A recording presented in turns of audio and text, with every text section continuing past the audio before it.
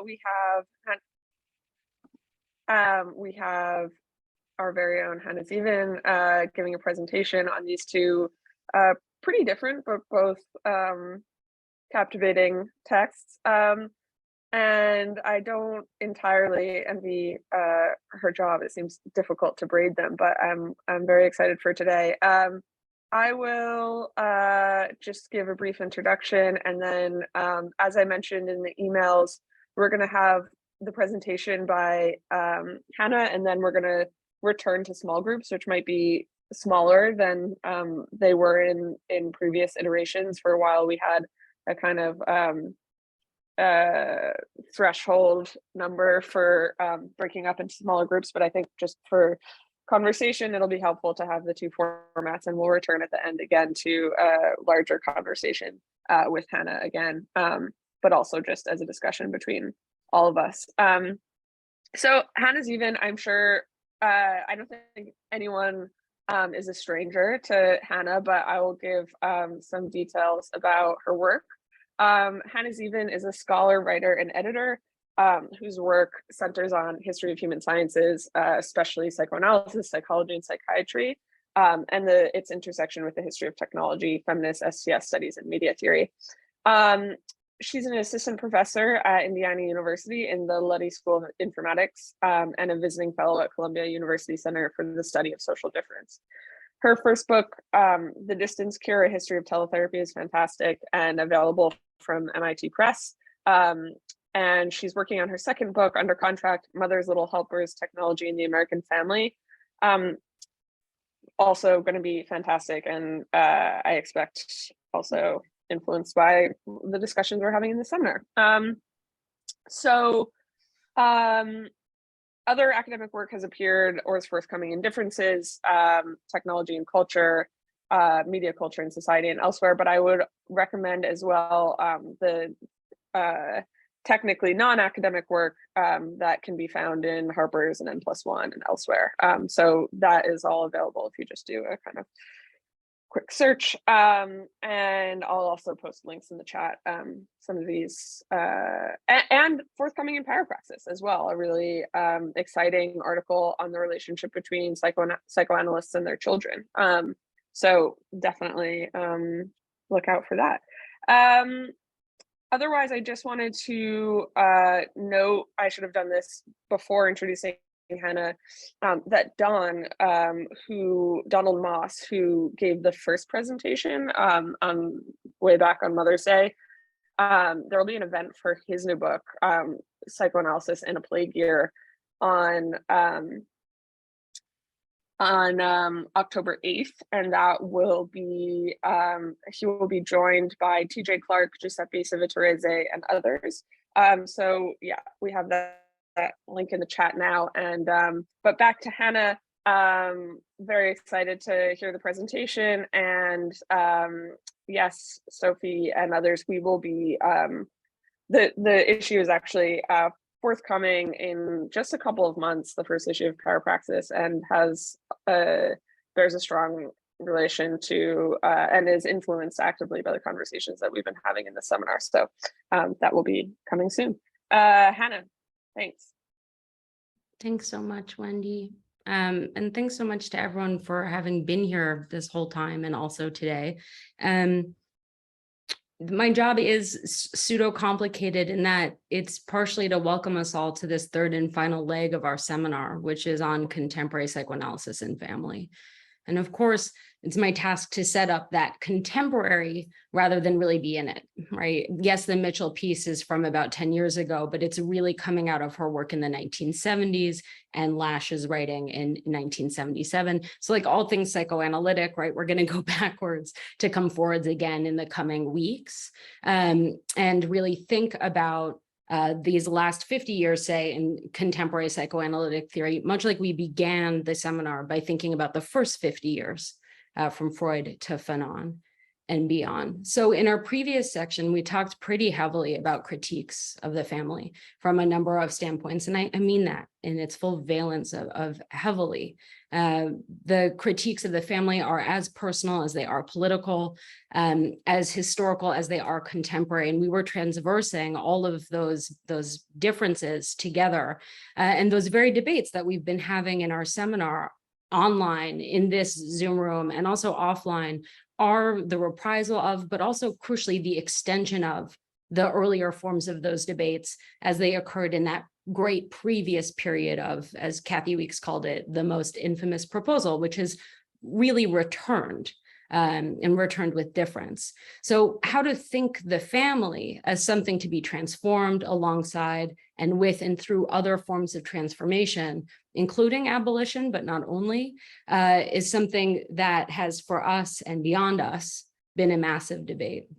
And the reprisal of these debates in the past few years have moved from the sort of obscure to slightly more mainstream, in that, there are major public popular magazines now publishing beautiful reviews, say, of Sophie's book that we all were lucky to read all together and get a preview of. So thank you again, Sophie. And that move from the most infamous proposal to the slightly less infamous, slightly, has been in part due to the crisis of care, as Michelle O'Brien calls it, facing everyone once more in this long ongoing pandemic, and has been due in part in the increase of visibility of other kinds of abolitionist thought, even though they don't necessarily overlap, not just police and prison abolition, but also family policing and so on, which is really core to those of us who are thinking about the human sciences, right? Social work, especially, but not only. So that's one strand of setting up today. But let us also not forget that before we had this middle period altogether, there was also this serious set of debates about what the family looks like psychically across the first 50 or 60 or so years of psychoanalysis, or what it means for the social to be mediated by the family. And that's going to be my through line today, how the social is mediated by the family and how the family is mediated by the social. So these two texts, they are speaking to each other actually, and it might not seem like they are, but that's how I'm going to try and bring them together, and likely failed to do so. So when we had Freud with the primal horde myth, which Mitchell returns us to, and we had Bion, we read him about the group as a kind of medium, but of course he thinks a great deal about how the mother and infant mediate one another and how that mediation operates, I think, really beautifully. I love that work of Bion's. And we had Fanon, right, looking at the mediation of the family by colonialism and its mediations after and before and so on. And so I'm going to be using mediation here keenly because this idea that the family mediates the social is one of Freud's massive contributions, no holds barred.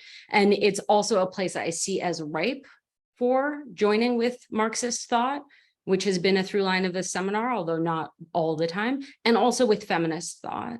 So social reproduction is mediating production, production is mediating social reproduction, and so on. Okay. So that's like the preamble to say that our work today is to look at how both parts of that debate, the psychoanalytic and the social, were taken up by two radically different thinkers in the same moment, to look at how those same social critiques and its discontents entered social psychoanalytic theory to very different ends. But also how to reprise the first third of our seminar, like where we are back fully within the psychoanalytic context now, having dipped in and out of it in terms of text, not in terms of conversation. And so with that, let us return to the 1970s and turn to Lasch and Mitchell. So in a way, reading Mitchell and Lasch together is to take up Lasch alongside his feminist opponent. It's going to be too much to do in like 20 more minutes or so. And yeah, so small groups are going to be crucial. Like I probably will not address everyone's like least favorite Lasch passage, but also the Mitchell is such a beautiful and dense text. And again, one of these texts, I think so many people texted me over the last week to say that it hit so many different elements of their thinking, like the personal, deeply, what is a sibling, but also, right, this new contribution of like, whoa, we can really reread all of psychoanalysis this way. So yeah, it's going to be too much. So again, if there are passages that troubled or delighted you, or places you want all of us to think about together, let's please just do that, both in small groups, but also in what previously has been a Q&A. I'm not a Lasch expert by any means, though I write about him and I love Mitchell, but also I would never claim that kind of expertise. Okay, so Lasch was an American historian, and he was for a long time a history professor at the University of Rochester. And Lasch does this thing, right, where he's using empirics, he's using history to perform social critique. And that's his avowed project. And Lasch, his major sort of through line from the 70s till his death was to look at social criticism about institutions and how things had gone disastrously wrong in the United States. So he's really an American historian, and he, labels the US culture that he's intervening in, that culture of narcissism. That's like, the book that follows this one. We didn't read that, but he's ramping up to write the culture of narcissism when he writes Haven in a Heartless World. But what's really strange is that Lasch was really important to these debates in the 70s and 80s. And then again, recently, he's been a figure that's made strange inroads on the left, especially amongst men on the left and the right. And so I'm going to plug here Sam Olderbell's Know Your Enemy podcast episode on Lasch, which will talk about that, because I don't have time to do that. And also to say that in 2 weeks' time, Daniel Tutt will come in and talk about Lasch, probably much more interested in how to use him and recuperate him for a social critique. And I'm also not going to do that. So Lasch, again, he starts as a socialist historian, but in the 70s had a dramatic disillusionment with socialism and with any and all progress narratives. He's like, things are getting worse. And about that, we might agree, right? Like things are steadily not good. And for a long time, he was involved in a synthesis of that socialist historiography with Freudianism as a form of social critique. And so when he abandons the socialist way of thinking, he keeps the psychoanalytic, right? He only lets go of half of the Freudal Marxist project. And that's where Lasch develops the investigations that he would stick with until he died, young, 61 in 1994. Where he's mixing Freud now with more social conservative thought, but not one that ends up becoming pro-capitalism, certainly not, right? Again, we might agree there, but instead is really trying to take away the veil from our eyes about progressivism and to really talk about how traditional institutions have ruined the social, including the family, and how the traditional sort of family is under attack. So he has this line in this essay or this chapter that we read, right? Like Freud describes the bourgeois family just as it's dying. And so the century that he's looking at that follows, although his sort of chronology is all over the place, is in that aftermath of having named the bourgeois family and then having lost it. Okay, we could do much more about what he goes on to do afterwards, but I'm going to just really try and stick with this text, Haven in a Heartless World.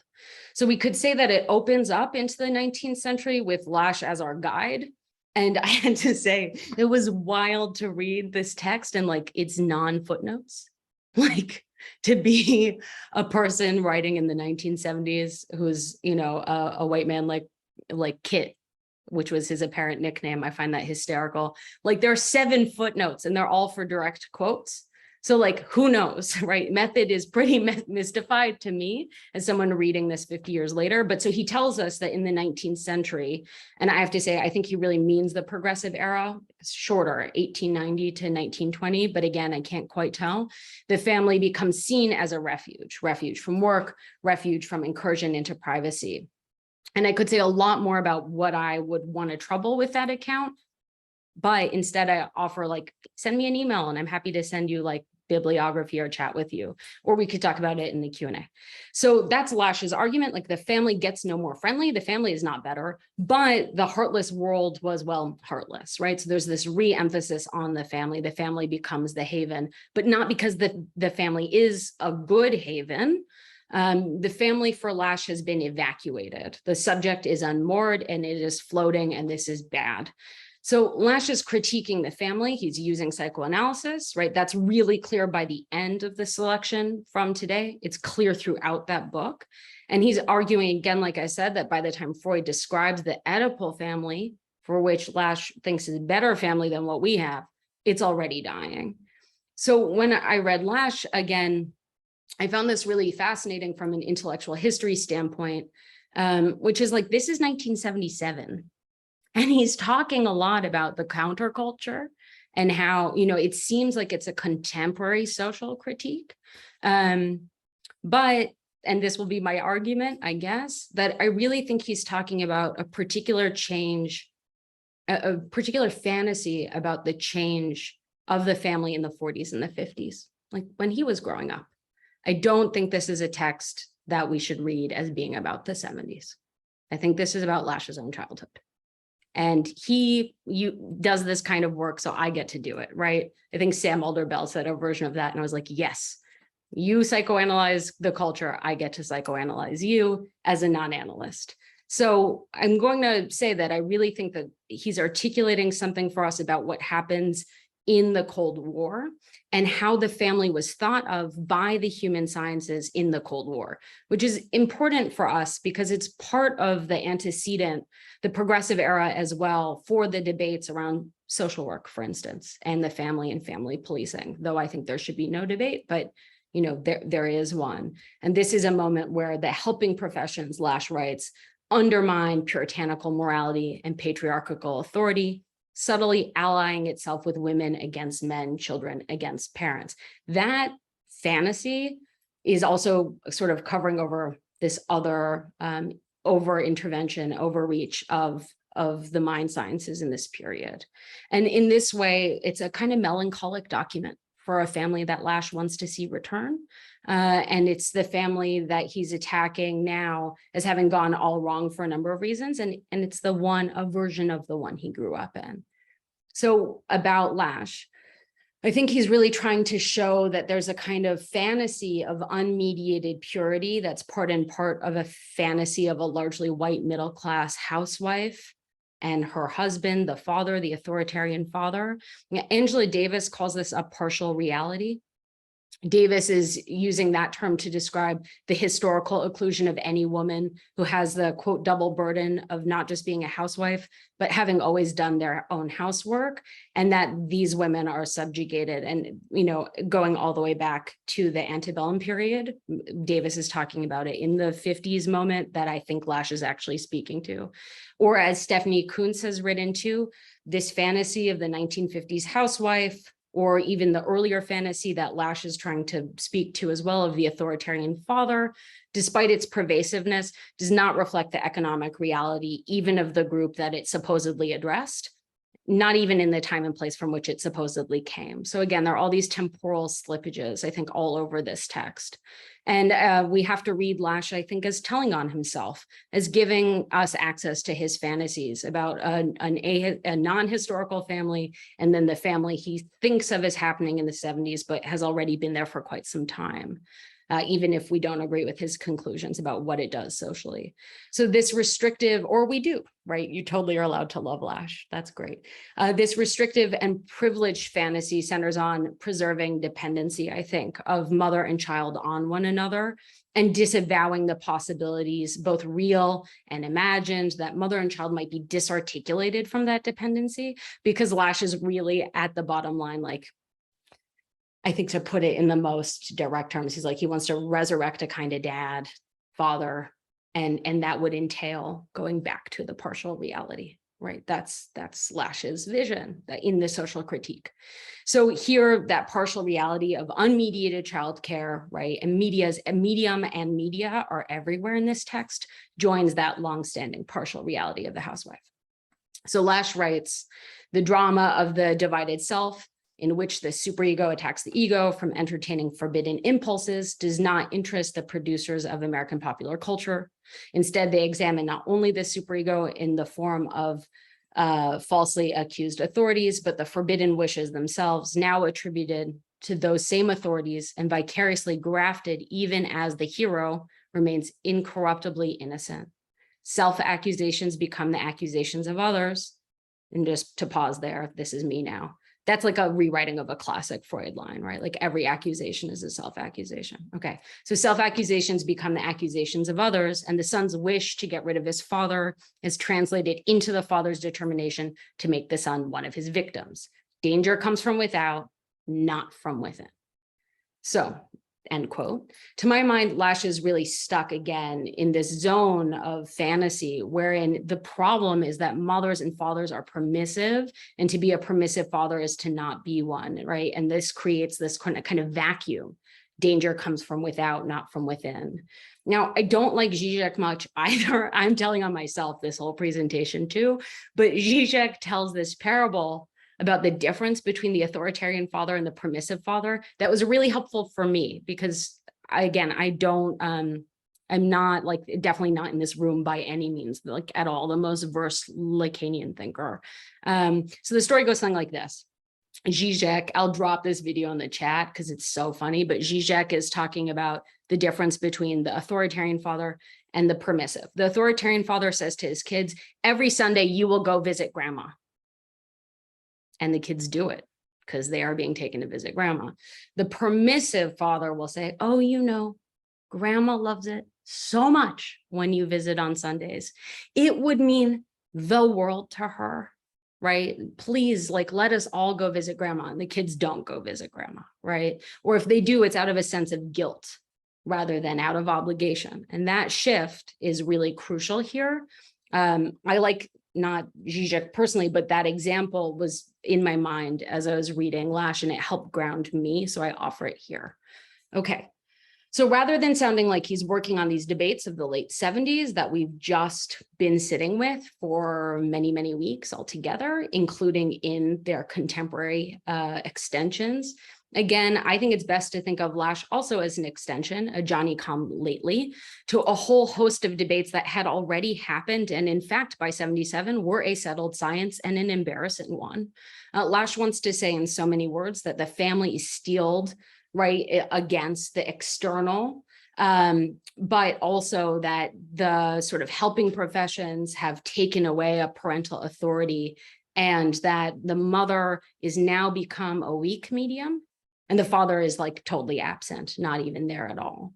And what's really strange is he's really obviously thinking about whiteness, but he's not thinking about the rhymes with the pernicious, horrific Monahan report, which we've thought about, right? There's so much happening here. I'm just going to pause to, oh, okay. They're looking at, I was looking at the chat for a second. So again, he's really trying to make this about the countercultural moment, but he's also saying this has been happening for a long time. And it had been. So at mid-century, pediatricians, but also psychiatrists, psychoanalysts, were all at work on this idea of what a bad mother was and how she produced bad children. This is in my work where I come to Lasch and think of him as a historical object only, where, you know, across many disparate schools, whether they were working in labs with animals or in clinics with actual children or psychoanalysts with fantasized children, we're all working on this idea of etology, how a bad mom will turn out to have a bad child. And basically to be a mom was to be a bad mom. Like there's no possible way to win in this moment. But of course, this is highly raced and classed. What kind of bad mother diagnostically produced what kind of child included diagnostic redlining, right, and diagnostic apartheid, which I'm happy to talk about also in the Q&A. So all of this work on the undesirable outcome of the family, the over-affective states in child, the under-affective affective states in children, had to do with how mothers, in the absence of a father, were mediating the social. And again, we see Lasch returning to that. This is also the great period where the home front is thought of as doing political work of containment, against communism, right? So Elaine Tyler May's book that's amazing is called, I think, Containment on the Home Front, and is exactly about that move. And Lasch is revisiting it as if it's about the counterculture, but I think without giving us much evidence that he's talking about 77. And so for Lasch, and I'm about to finish with him, this is too long, I'm so sorry. He's making recourse to literally all the favorite moves and categories of these earlier thinkers. So that includes Philip Wiley's 1942 screed, A Generation of Vipers. Just like listen to these titles, right? And put Lasch right into line, I think. Generation of Vipers. Edward Strecker comes along in 46 with Their Mother's Sons. The Psychiatrist Examines the American Problem, which is all about this maternal stimulus theory. In 43, the psychiatrist David M. Levy comes along and he's like, F over protective mothers, they're the problem, with the book Maternal Overprotection. Okay, right, like Leo Kanner most famously introduces in this period the idea of the icebox baby, which later in Bruno Bettelheim's Misunderstanding will become the refrigerator mother, and so on and so on and so on and so on. And so all of these books accuse the mother of being a weak medium. She needs advice. She needs to be taken up by other authorities that are beyond the home, and it's not a father, and therefore the father is no medium at all. Okay, I have like more to say about this kind of reproduction weakening and abolishing the mediation. That's a quote from Lasch. Strong mediation was good news for Lasch. That's why he's into the authoritarian father. And I just really encourage us to read him as a historical object, me, myself. Okay, extending that bad mother theory from the 40s where it lived into the 70s and 80s. Okay, so then that's far from a complete picture, but we can get into the text more in small groups. I'm going to turn to Mitchell now briefly. So now is the time where I shamelessly plug the first issue of Parapraxis, which contains the best retrospective of Juliet Mitchell I've ever read. It's by Rosie Stockton, who's one of the participants in the seminar. They did the most amazing job. Next time we meet, maybe we'll be able to circulate a TOC and some other front matter stuff, but it's coming and we're so excited. So thanks, Rosie. And I'm about to be much less good than Rosie's gorgeous essay. But Mitchell, in sum, for our purposes, right, was working in the same period as Lasch and in some overlapping circles, which is wild. Of the New Left Review, Lasch makes his pivot and exit away, but they overlap for some time. Like he quit socialism, but they were around the same milieu. Mitchell is most famous for her feminist reframing of Freud, not as a prescription, but as a description of patriarchy. She argues that while Freud was working with diagnostic regimes, because that's the work of the mind sciences, in his work, he was describing the mechanisms of oppression, not calling for them and not furthering them. By contrast, we can see Lasch as moving his prescription off of empirics, a description, into a re-prescription for the good family. So Lasch is the prescriber. Freud is the describer. And okay, so Mitchell is doing this various kinds of recovery work in many ways. I find this work very reparative, not just here, but in many places. She's writing in a moment that feminism was widely unfriendly to Freud in the Anglo-American context. That's less true in other contexts, whether in Buenos Aires, or in France or other parts of the world where psychoanalysis was also going through revitalization in the 70s. But where Mitchell was, feminism and psychoanalysis, it was like, pick your player. And she was like, not so fast, you don't have to. So here in the essay for today, 2013, she's proposing something radical, which is let's pay attention to the horizontal axis. It's so radical, she basically has to invent it herself. So if Lasch is again top-down all authoritarian paternity and a vacuum as being central to how he's thinking about mediating the social from the family, Mitchell, who's doing a continuation of her work from the 70s and beyond, is demanding us to move away from thinking the Oedipal triangle of father, son, and mother exclusively to what anthropologists call the pair of least difference, which for Mitchell here is the sibling. And this may be the first time I was trying to think about this. I didn't rewatch all the videos that we've mentioned siblings, which like proves the point, right? That Mitchell was doing a total, have we talked about siblings? Family of affinity, but like siblings, I don't know.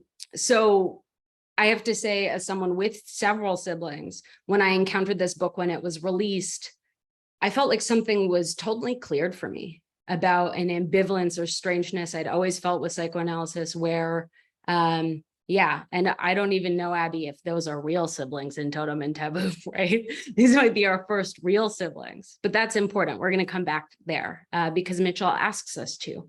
So as someone with siblings, it really helped me re-understand this theory all again and all anew and really be able to work with it differently. So if for Freud, we had read his one clinical case with a child, which we hadn't, little Hans, we would see that Hans' nonsense, which the father calls it a neurosis, commences and is complicated by the arrival of the baby sister, whose pseudonym is Hannah. Or if we were to reread Dora together, which Mitchell does in the book-length version of this work, then we would see that Dora is actually as much taken up psychically with her own brother as much as Herke.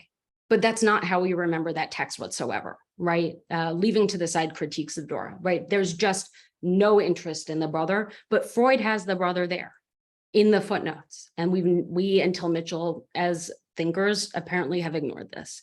And if you don't know these names and figures, that's more than fine. All I'm trying to stress here is that the most notorious cases of psychoanalytic theory all have sibling pairs. And largely because we've been so stupidly fixated on the Oedipal drama, says Mitchell, we've ignored something essential.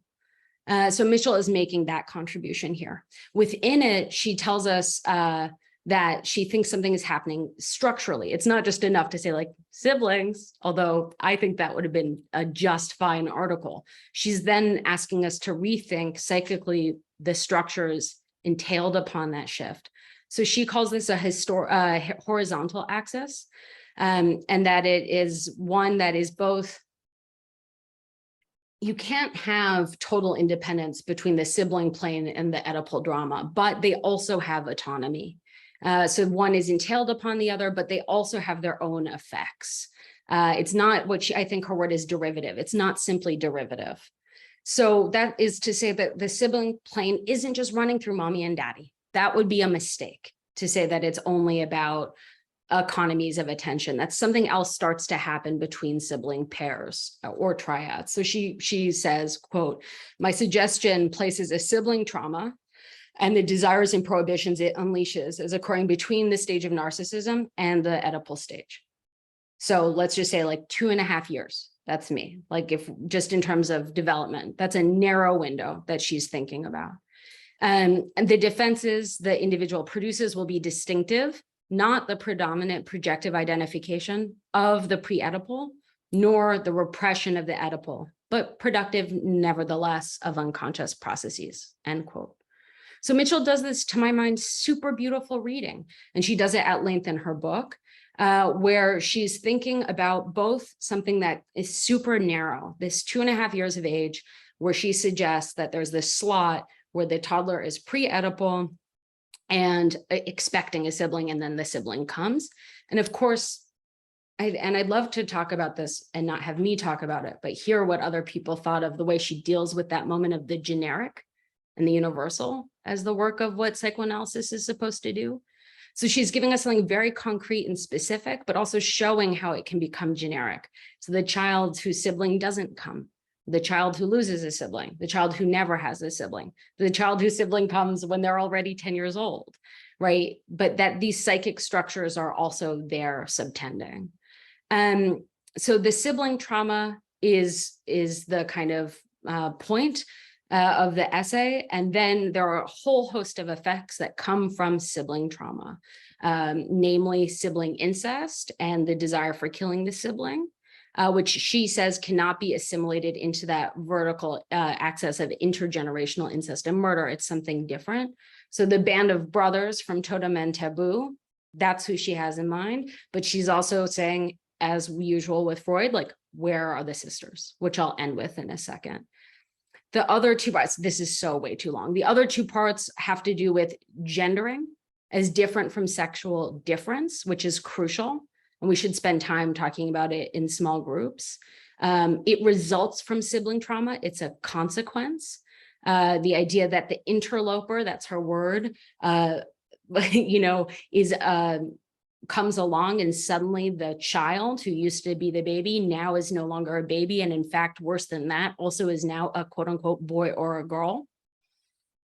And that this is one of the kind of deeply, possibly traumatic consequences of the sibling. And that the social world, quote, is constructed from the sibling relationship. And with its sameness and the difference between brothers and sisters falls under this framework of gender rather than sexual difference, which is what Freud told us. Mitchell is saying like Freud is right, but not only, right? Like let's add, right? That's part of her reparative work. She continues, quote, we have a ground plan for an aspect of the psyche and a place where we can add inter-sibling relations into the larger theory. Then she asks us, quote, what does adding horizontality bring to the theory, end quote. And I think the answer is so many things, right? I think that this is huge for thinking the political. It's huge for thinking organizing. It's huge for thinking what goes wrong as much as what goes right. That there is love and death on this plane.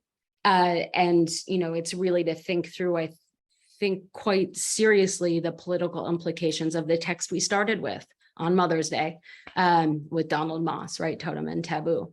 And so if you missed that one, the video's up on YouTube, and I think it really helps situate the Mitchell. So lastly, I just want to say that she returns us to where we begin with that primal horde and adds the sister.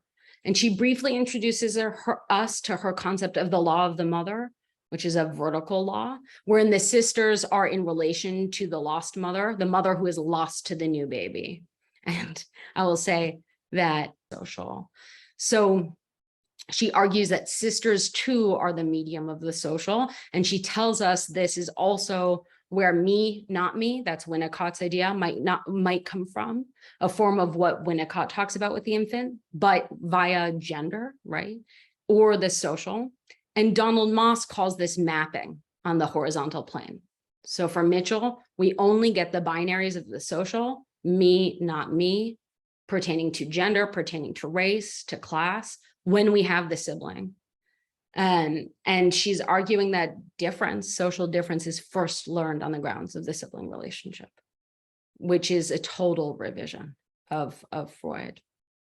So just to finish, she wants us to think about the dominant mode of emotional experience that results from this as jealousy. And this, she makes a great funny joke at Klein's expense, which is to say that envy had a good quote unquote inning, but she wants to think about jealousy. And it's really interesting to me because jealousy is typically not a psychoanalytic term. And here Mitchell wants to use it to say that envy too is binary. I want what the other has, and I will murder them for having it. It's not even that I want now what they have. I must kill them because they have it. That envy is, the stakes are so real for Klein. Like to be envious is to be murderous. And Mitchell is trying to say that all she wants to do by suggesting jealousy is that it pertains instead to triangulation or one's position. And me, myself, I don't actually buy the need to switch out the word except to draw attention to it, because Mitchell is also saying envy, the jealousy over the position is murderous, right? That's how it starts. You want to kill your sibling and there's a wish for sibling incest. So for Mitchell, she differentiates that envy of the mother by the child. I too want a baby like you one day when I grow up, over and against the child who is jealous for the very particular qualities of attention they receive from the mother. I wish she had stuck with envy because I think it undermines just how murderous the sibling plane is here, which she deals with more at length in her book, Siblings. I'm going to stop there. I spoke way too long. I'm so happy to be here and think with everyone and turn back towards small groups whenever we like.